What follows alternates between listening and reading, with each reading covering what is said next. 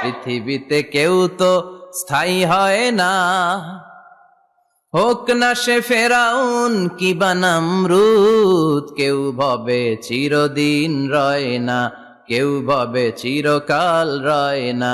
পৃথিবীতে কেউ তো স্থায়ী হয় না, হোক না সে ফেরাউন কিবা নমরুদ। কেউ ভাবে চিরদিন রয় না, কেউ ভাবে চিরকাল রয় না। চিল্লায় বলেন ঠিক কিনা? চিরকাল কেউ থাকবে না, কারণ আল্লাহ ছাড় দেয়, তিনি ছেড়ে দেন না। মনে রাখবেন, আল্লাহ কি দেয় আর কি দেয় না। ফেরাউনরে কি দিছিল?